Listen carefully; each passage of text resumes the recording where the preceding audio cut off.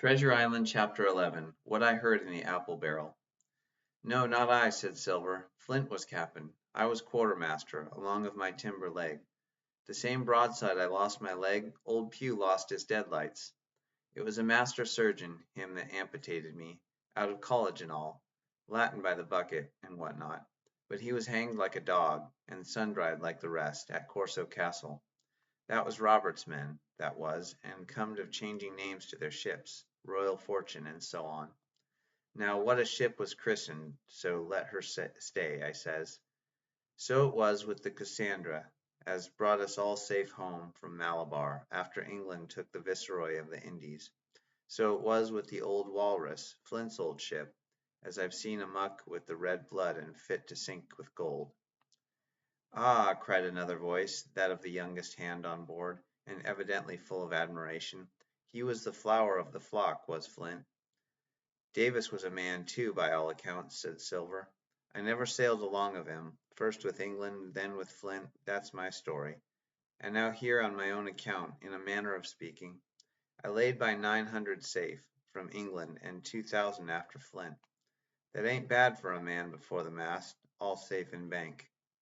'Tain't earning now, it's saving, does it? You may lay to that. Where's all England's men now? I don't know. Where's Flint's? Why, most of 'em aboard here, and glad to get the duff.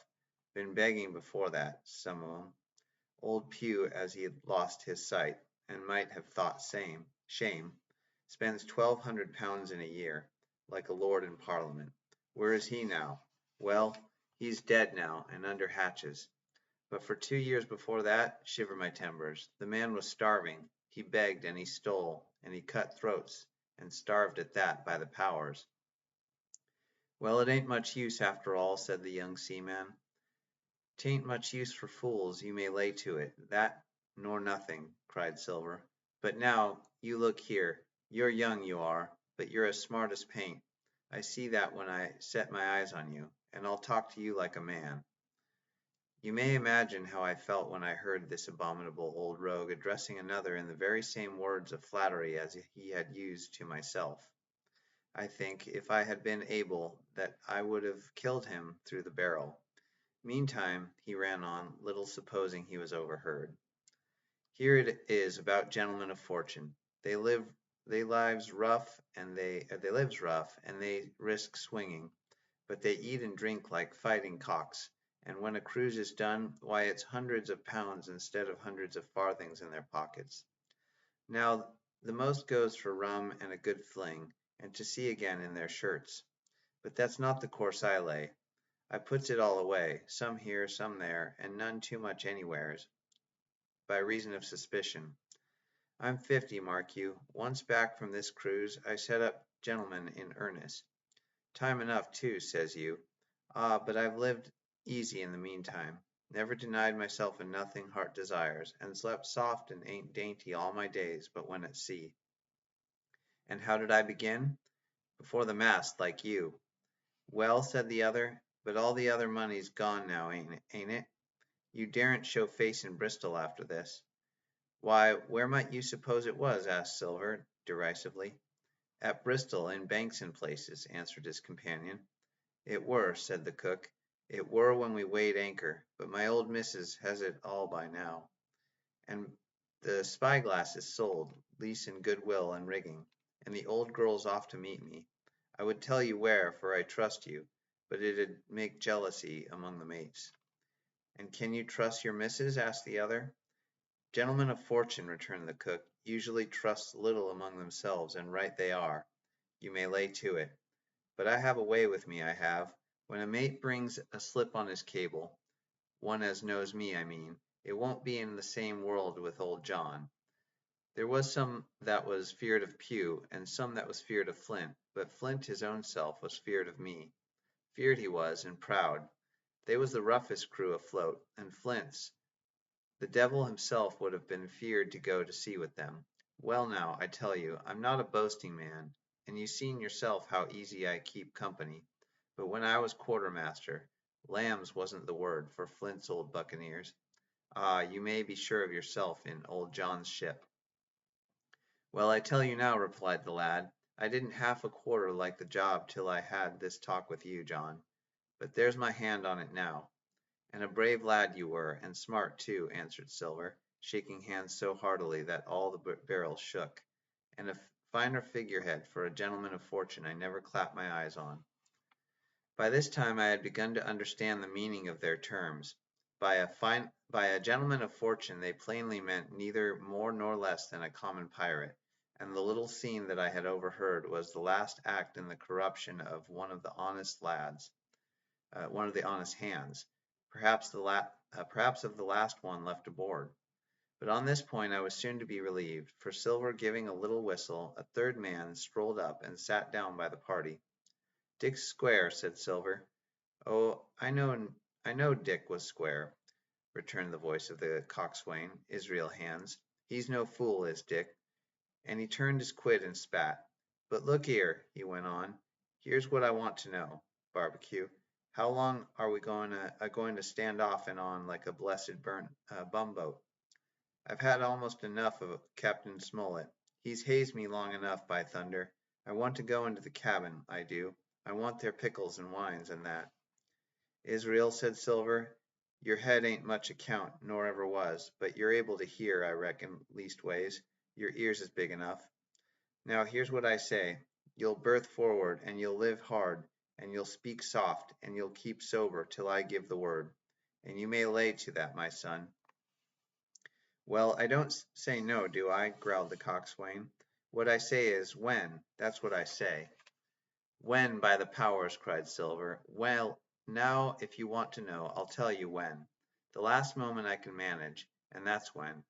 Here's a first-rate seaman, Captain Smollett, sails the blessed ship for us.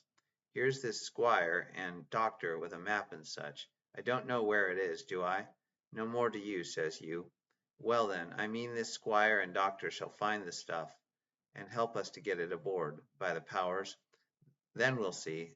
If I was sure of you all, sons of double Dutchmen, I'd have Captain Smollett navigate us halfway back again before I struck." "Why, we're all seamen aboard here, I should think," said the lad Dick. "We're all forecastle hands, you mean," snapped Silver. "We can steer a course, but who's to set one? That's what all you gentlemen split on, first and last. If I had my way, I'd have Captain Smollett work us back into the trades at least.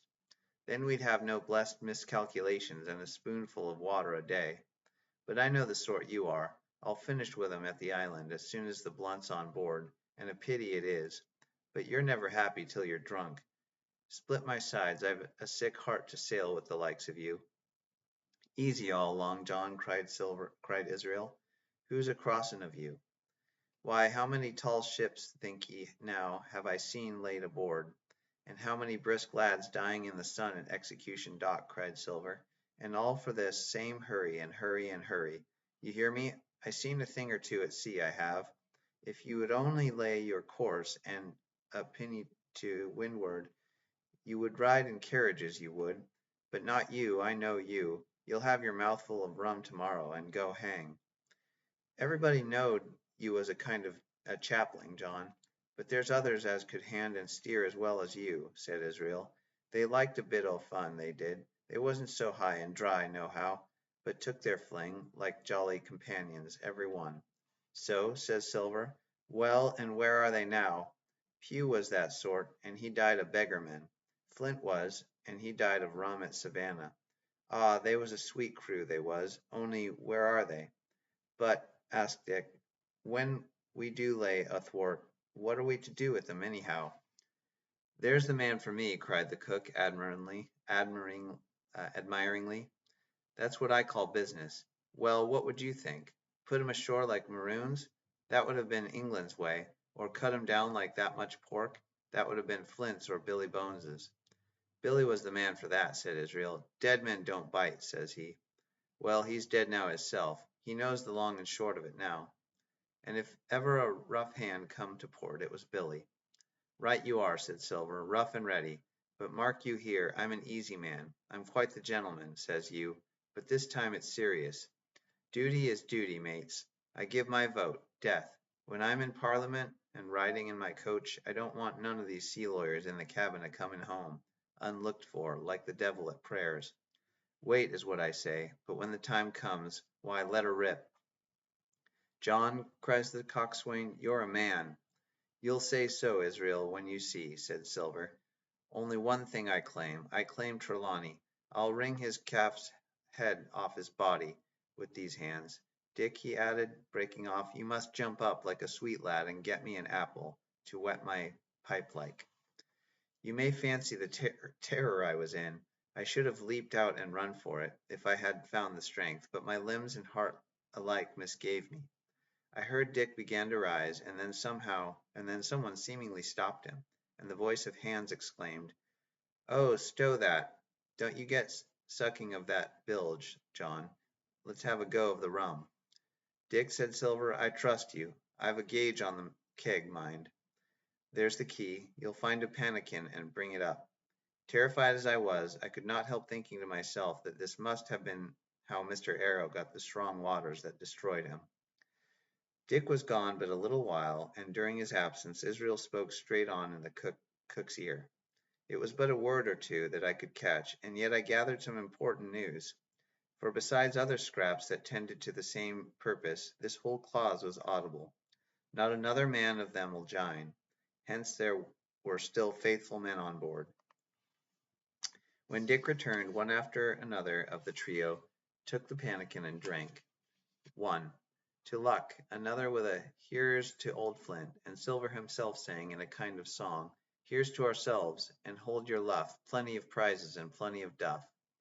Just then a sort of brightness fell upon me in the barrel, and looking up, I found the moon had risen, and was silvering the mizzen top, and shining white on the luff of the foresail. And almost at the same time the voice of the lookout shouted, "Land ho!"